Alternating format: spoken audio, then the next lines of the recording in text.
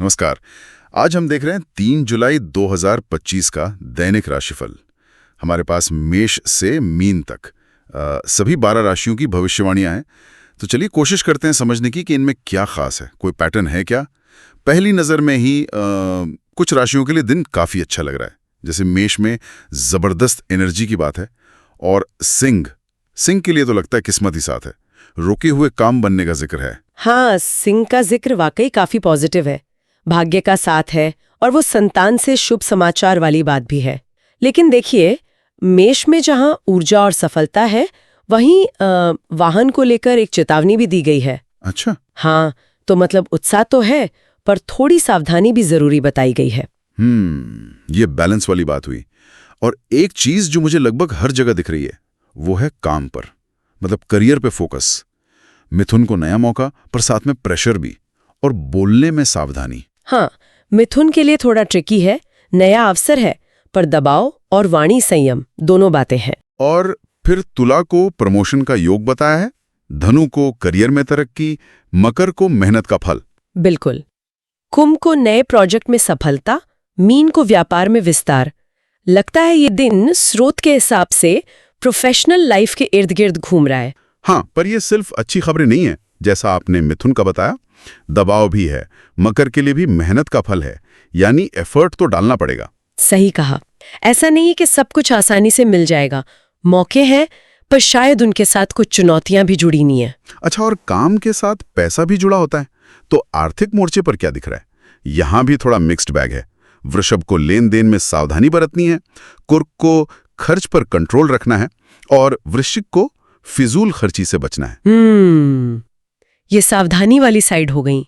पर दूसरी तरफ कन्या की आर्थिक स्थिति मजबूत बताई गई है। मकर को निवेश से फायदा हो सकता है, और कुंभ को रुका हुआ पैसा मिल सकता है। मीन को धन लाभ का योग है। हाँ, तो ये पैसों को लेके ना दो तरह की तस्वीर सामने आ रही है। कुछ राशियों के लिए अच्छे संकेत हैं, जैसे कन्या या मकर, पर कई दूसरी राशियों के लिए सावधानी का संदेश ज्यादा मजबूत है। वृषभ, कर्क, वृश्चिक। तो शायद ये इशारा है कि भाई आज पैसे के मामले में सोच समझ कर ही कदम उठाएं। बिल्कुल, लगता तो यही है। ठीक है, तो काम हो गया, पैसा हो गया, अब आते हैं रिश्तों पर। इस भाग दौड़ के बीच पर्सनल लाइफ में क्या चल रहा है? यहाँ मुझे ज्यादातर पॉजिटिव चीजें दिख रही हैं। मेष में घर में सुख शांति, वृषभ और तुला दोनों को जीवन साथी से सहयोग मिलने की बात है। हाँ, ये पहलू काफी सुकून देने वाला लग रहा है। मिथुन की दोस्तों से मुलाकात हो सकती है। कर्क परिवार के साथ अच्छा समय बिता सकते हैं। सिंह का तो हमने जिक्र किया ही, संतान से शुभ समाचार। तुला को दोस्तों से भी मदद मिल सकती है। और कुंभ में एक अच्छी बात यह है कि जीवन साथी से अगर कोई मतभेद चल रहा था तो वो दूर हो सकता है। अरे वाह, हाँ, तो मतलब ओवरऑल परिवार और दोस्तों का साथ मिलता हुआ दिख रहा है।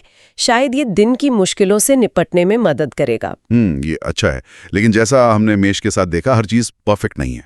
कुछ चेतावनियां भी हैं। मेष को वाहन सावधानी तो है ही, मिथुन को वाणी संयम, कन्या को धैर्य रखने को कहा गया है, वृश्चिक को गुस्से पर काबू। जी हाँ, गुस्से पर काबू रखने की सलाह है वृश्चिक के लिए, और मकर को यात्रा टालने के लिए कहा गया है।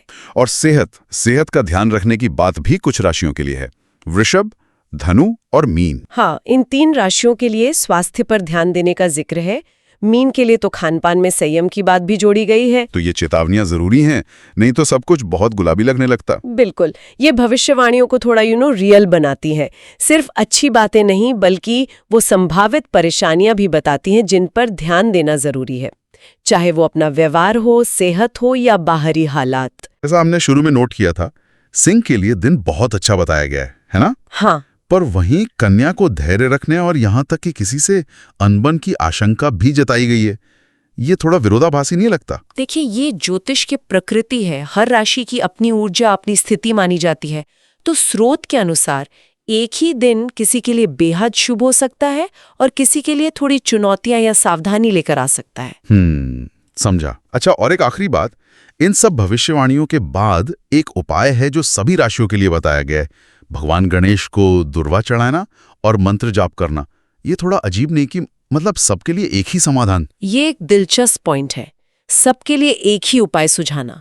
शायद ये इस बात का संकेत है कि स्रोत के नजरिए से उस दिन कुछ सामान्य बाधाएं हो सकती हैं जिनसे निपटने के लिए ये एक यूनिवर्सल तरीका बताया गया है।